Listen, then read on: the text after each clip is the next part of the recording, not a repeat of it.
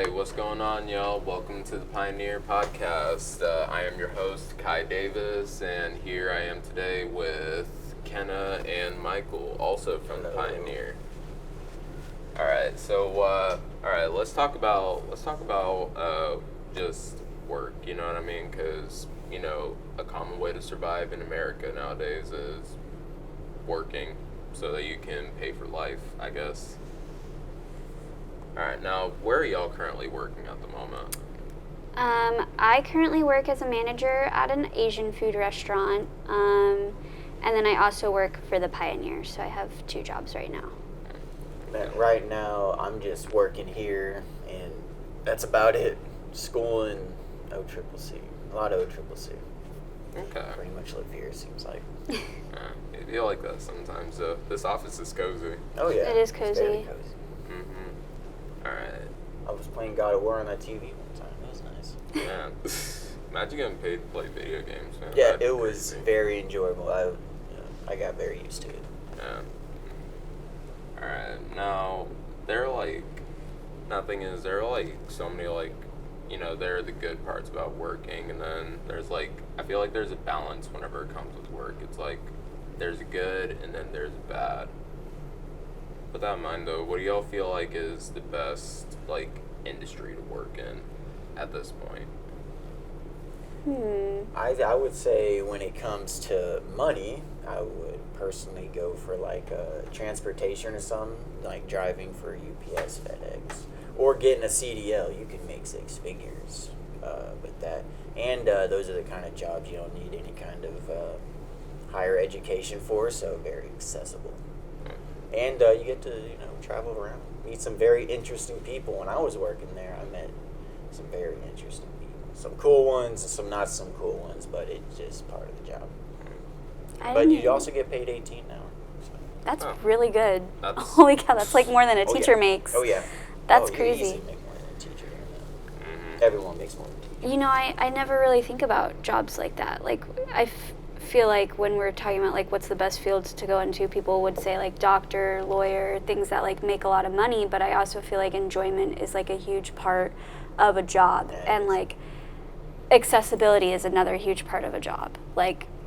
You could get a degree in this field, in any field, but still not be able to get a job in that field with your degree.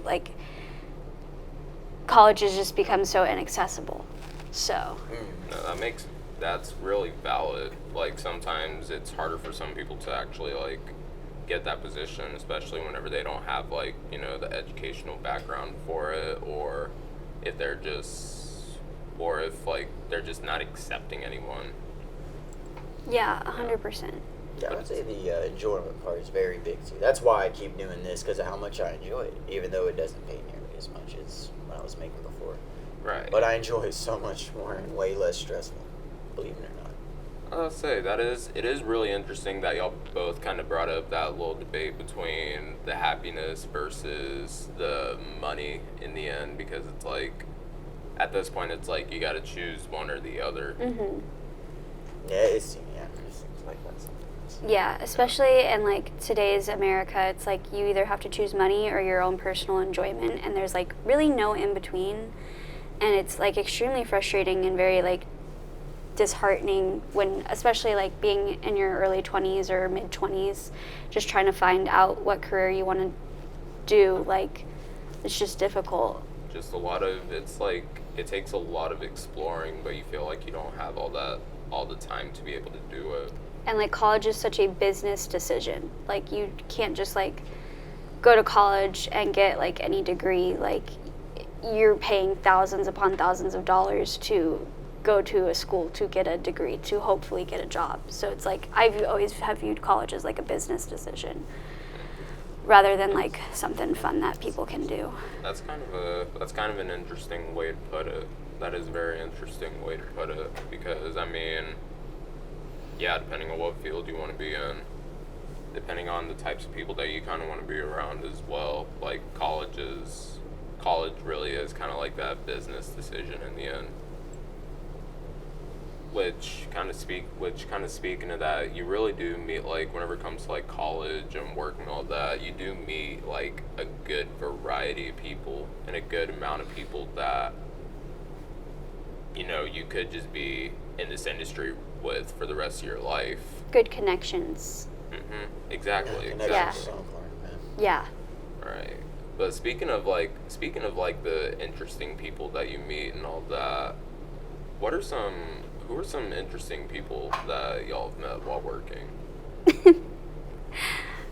Oh. Okay. I can go first. So back when I was 17, I was a host at this like bar and grill, and there was this man who was banned from our restaurant. We called him Sucker Punch Man because he would go into the restaurant, sucker punch anyone and everyone in the back of the head, and then order a beer and leave. And like the bartenders couldn't get hit because there's like a huge bar in front of them, but And like it's they would serve him Yeah. after he hit. yeah, because they didn't realize that he hit someone. okay, So okay. That's it like, wasn't oh, like the they same willingly old, served same him. old. They were just like, oh, like this is just a customer. They didn't realize he was hitting people. But so he was banned. So I like was well aware of him, and I was hosting outside. And I'm standing outside, just minding my own business. He's dancing on the sidewalk. Like he's allowed in front of the restaurant, but not inside the restaurant. You guys have that boundary. Yes. And this woman comes up to me and she's like, I need to stand here for safety purposes. And immediately I freak out because like when a woman says that to somebody, like that's a big deal. Honestly, if anyone says that to anyone, that's a huge deal. And she's like, I was like, yeah, what's going on? Like, how can I help you? Like, please explain the situation. And she's like, this man points to Sucker Punch Man, who is currently reaching in his backpack like this and pointing at a customer as well. Nah, there's no way. She said he threatened me with a gun. And I said, That's when you start busting. oh my God. Because, well, one, I was in a play about Sandy Hook at the time, so I was hearing about shootings like every day. So And, you're feeling extra paranoid. Yeah, I was feeling extra paranoid. And so I run, and I get my manager, and I'm like, oh my gosh, like, the guy who punches people, like, he's threatening people with a gun, like, we gotta go. And she's like, what? Okay. We both run to the front. The lady's gone. Sucker Punch Man is gone. And I was like, I look crazy, because, like, they're both gone. And so we stand there, and I'm, like, trying to explain the situation to her, and the woman comes back, and she's like, he left, but I'm trying to find him so we could figure things out together. And I said, so what? And so I just went inside. My manager handled the rest of it. But Sucker Punch Man did make a return a couple months later, but it wasn't a grand return. It was Wait, just... he still came back? He did come back, yes. He came back, punched one of our servers in the back of the head, ordered a beer, and left. So... That's wild. I tried... Huh? Has he been back to this day? I don't know. I don't work there anymore, so... It would be pretty silly if he just made an appearance every couple months, though. We should investigate this. We look should. into it. Oh, 100%. 100%. That's Just a a small little- story right there. Just a little man. weekly That's interesting. feature of like Sucker Punch guy. Huh? Just a little feature of Sucker Punch guy. Yeah, every we now have and him on the then. pod. Yes. It's like, hey, we just need that You gotta little bit of tradition psychoanalyze back here. this guy. Yes. Man, that's really interesting though. Like the fact that because like the fact that you had to deal with that little gun threat at your job too. Like you shouldn't have to go through that with your job. No, and they kept me outside after, too. Like, it wasn't like they brought me inside after the gun threat. They kept me outside, and on top of that, didn't walk me to my car while this, like, crazy man is still out and about. And I'm like, I'm 17. Like, I'm a kid. Like, That's it was wild. just, It's even worse. yeah. So, And I'm, like, a small person, too, so I'm like, I'm not very threatening, so, Man. yeah. So you should have had some security at least. I man. know. That's what I'm saying. But hey, I at was the least- security. no. They just put 17-year-old me up front, and they're Hey, like, there you go. watch the restaurant. And I'm Better like, than I guess so. Bruh, Sucker Punch is sucker done. That was such a dad joke. I'm done. Yeah, well, we were recording it, so Hey, everyone knows now. it's what it is, man. But with Do- all that though, whenever it comes to like, yeah, just like dealing with those weird people, I feel like there are some cases where, like, in some cases, like, management isn't always able. They try to control it as much as they can, but I don't know. Is there ever really a way to stop someone from going somewhere in public? Not really. Yeah, I'd say a lot of management's in kind of a pretty bad position because, it's just so easy to get guns and walk around with guns. And, it's not like they got their security, they got into it to, like, be a barista or whatever. They ain't about to shoot anybody. So they're in a complicated position, it seems like. I Yeah. did work at a How has she been restaurant. hunted? Yeah. I worked at a restaurant that had security on game days. Like, this was in Colorado, and on game days in town, they would have, like, security throughout the entire restaurant, and the amount of people that would get kicked out for being, like, way too intoxicated was crazy. But I could actually see that, but I didn't realize that Colorado went that hard whenever it came to the games. oh yeah, Boulder, Colorado goes crazy. I've Crazy. never been to Boulder. Denver was cool. I've been there. I love Denver. It was nice. Very nice. You know what's crazy though? I've actually had, like, with the place that I'm currently working at now, like, there was this one time where, this was even before I was working here, but apparently there was this dude that had a tradition of going into the store and ODing. He was homeless. But apparently he did it one time in the bathroom before I worked there. And then, like, I started working there in October. This probably happened in, like, November, maybe December or something like that. But the thing is, I'm just walking around. I'm really just minding my own business and all that. And I'm thinking, like, this place seems kind of normal. But after just, like, walking around, doing my work and all that, just folding clothes and all that, I hear, like, I just see, like, an ambulance and, like, a fire engine just, like, outside, and I'm just confused, like, wait, what happened? And then I'm, like, hearing from, like, all the birds and all that. Like, a little birdie had told me, the guy that OD'd and the guy that OD'd here the first time, apparently he OD'd again at the coffee shop. And I'm just like, what do you mean again? Stressful, man. That's so sad. I just think, I don't know, that moment was just kind of, the moment was kind of wild. But Yeah. the thing is, And he's still alive, right? Did he survive? I'm not 100% sure as of right now, but I'm gonna tell myself. I was about to say, to my knowledge, I'm pretty sure he's He's hopefully, probably just banned from the place that you work at. hopefully he is. Wouldn't want him to OD a third time. That'd be crazy. No, that's so upsetting. Nah. But I just feel like, I don't know, although management can't control who comes into the store at what time, I feel like there could always be, asking for the perfect boss that does everything possible that can cure all the problems, like, like stealing and everything that goes along with I feel like that's just kind of like, there's no way to ask for a perfect boss just because that's kind of like a fantasy. Like, Yeah. I say you got pretty freaking lucky. You got a perfect boss, even that quotations. Yeah. just a good enough boss. Yeah, honestly. someone who just Yeah. tries their best isn't an asshole. Mm-hmm. I I try my best as a manager because like I'm technically like I'm in charge of every shift that I'm on, but it's definitely like it's weird being a manager, I would say, and like seeing how I was before I was a manager versus what I am now, and like I want to be like the cool manager, you know, like I don't want to boss people around. I let people go home if they don't feel good, but like at the same time I end up getting taken advantage of, and so like it is about finding like a balance completely about like how to interact with your coworkers, but I feel like that's the same even if you're not a manager. So Yeah, I've never been there. Yeah. I mean, speaking as a manager right now, I mean, I don't know this one. it's cool. It's cool. I don't think I'm necessarily in the same position as you are, though.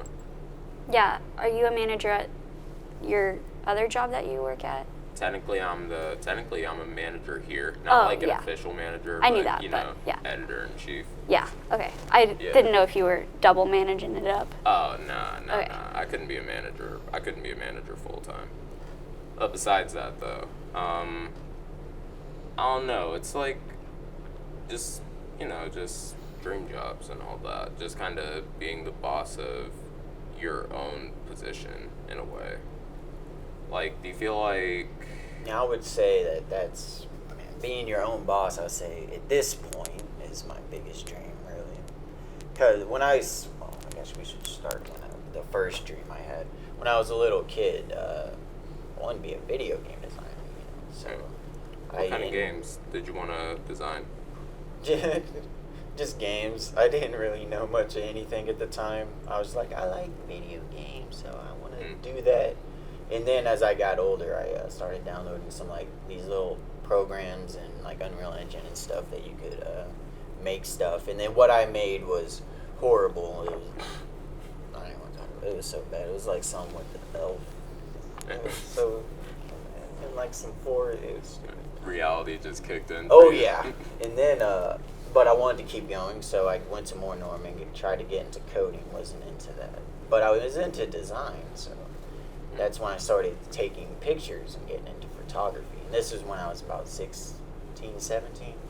And then I got really, really into photography. I still do that to this day. And it was pretty interesting seeing how, your dreams can start off always so grand, and, when you're a kid, you have, rose-colored glasses, so to speak. And then as, you get older and realize what your skills actually are, what you can actually do, and then you just got to work with that. And then I realized, from trying to code, I realized I had an eye for design and got a lot of compliments from that. And so that's why I got into photography. And then I use, what was it? Like, because, I wanted to work for myself. That's the dream, I'm at right now. So how it's changed is, I wanted to work with video games. Now I get to talk about video games, even though it's different. You got to kind of. It's kind of like a variation of the. It's kind of like a variation of the original dream, low-key. Yeah, because it was such a big dream. I never quite wanted to let it go completely. So I was like, there's got to be some way I can change it, and then that's where photography and wanting to be my own boss, because I know how to design a website, so you got things like Wix and whatnot. So that'll allow me, when I get my degree and finish with all this, to be able to get my own thing going and work for myself, hopefully. That'd be awesome. Oh yeah. Just build your own empire at this point. Exactly. That's what I'm thinking. And there's a history teacher told me. He said he never thought he would be a history teacher, but it's just something that happened, and living that advice has been a humbling experience, I would say. Because when I was that age, I'd been like, no, I'm going to make video games. Like, no, man, you're going to be a writer or something pretty different. And I would have been like, nah, you're crazy. I'm going to be the best coder ever. I ain't no coder, man. It was a joke. So, that's why I used the CMS and whatnot. Content management system. I feel. So, between both of y'all, I know you just said that, like, as a kid, you wouldn't have expected all that, but would y'all say that the job you wanted as a kid is the same job that you want now? Like, Oh God, no. No. Oh, were you about to say No, something? you can say something. No, I don't want to be, even if I had the chance to be a video game designer, I don't want to, because, like I said, I just got to accept I'm not a coder, and so it'd be just so bad. So, nah. I would not do my dream. I used to want to be a detective when I was like really little. That's a good one. Yeah. What inspired that? I honestly don't know. Maybe Junie B. Jones. She was always sleuthing, kind of. But I was like, I want to be girl Sherlock Holmes as like a 5-year-old, which was bizarre. And now I'm like kind of circling back to how like what we wanted to do when we were little is very grand, but then we kind of narrow it down to like what we are now. Now I want to be a journalist, and I love like writing and things like that. And like that's still investigative. Like, Yeah, I'm yeah, still it's- like, you're yeah. still You kinda- did. It's just change. You know, Yeah, in a 100%. way. You dig deeper into like the subjects that you observe. And I love it. I love doing what I do now. So I'm very passionate about it. So it morphed, but like in the best way possible. Because I don't want to work for law enforcement at all. So That's Oh, yeah, definitely yeah, that's- understandable. yeah. Yeah, because before I got into journalism, I kind of thought about law enforcement. Well, no, like just a couple of years ago. But just, yeah, like you said, I couldn't bring myself to do it. But, journalism is a good, I would say, adjacent place you could go, you know what I mean? You know what I mean? Yeah, it is. You get could to do a lot with investigate it. Things, You also get to be your own boss too, Yes, a lot of the time. not be around. Whole nother thing. You Whole just nother make thing. your own moves, really, at that point. Yeah, freelance journalism is like huge right now, especially like because of the climate of the world that we are in. People want freelance journalists, but also, I mean, you could work for a company that hires journalists. Upwork's real good for freelance journalism. It I'm on is. there. They got some people giving out contracts for like over $1,000. Okay, we'll have to talk about that later. Yeah. Yeah. Yes. Y'all are gonna have to let me in on that information. It's an interesting one. Would y'all? It's, say what? I was about to ask. Would y'all say y'all are happy with what's going on right now? Like in my personal life? Like, whenever it comes to your flow of income, along with what you gotta do in order to make that income, would y'all say y'all are happy right now? No. Happy enough? Is that? Simply because I just don't want to work. Like, That's- I just want to be rich, but that's not possible. So, You want to generate money in your sleep? yeah, I just want to wake up one day and magically just have a bunch of money, but it's not possible. And I Yeah. work 2 jobs and I work my butt off for it. So, Yeah. I mean, I love my jobs. Don't get me wrong. It's just not, the hustle culture is not what I want to be living, if that makes sense. Yeah, I try to avoid that as best I can. Yeah. It's tiring. It weighs you down. You get physically tired, mentally tired. People underestimate the mentally tired. Yeah, they do. That's like, yeah, that 9 to 5 stuff it's just all very repetitive. But in the end, what I believe personally, whether you're happy or whether you're not really happy with what you're doing right now, everything works out the way it's meant to. And we're all on our paths for a specific reason. Like we're all here. We're sitting here just getting our degree for a specific reason. For any reason, really. And it's all going to work out the way it's meant to. Yeah, I just say at that point, you got to accept how it's meant to be. Like, I said, I at one point I wouldn't have wanted to accept that I wasn't a good coder at all. But, I had to, and I'm actually very glad that I accepted that I just wasn't good at some things. Because then it allows you to focus on what you are good at. Then you just progress through life. That's how you live. That is very valid, man. Like, whether it's a variation or whether, pursuing life at a variation compared to what you wanted as a kid, it's just, in the end, it's still like, it's all just kind of like a learning experience, and it's very freeing at the end of the day. Like, Oh, yeah. 100%. and it leads to a better understanding of working in America. Yes. Yes. Working in America, it's a trip, man. It is. It is. But I want to thank y'all for joining me. I appreciate y'all for Yeah. talking about Thank you, work Kai. and just, I don't know, being able to unload some of the stuff off the plate. Yeah, You know I'm what glad I mean? I was able to. Glad I showed up. All right. Thank y'all for joining me, and thank y'all for tuning in. Catch us next time whenever we talk about something else that's popping off. You know what I mean? Always.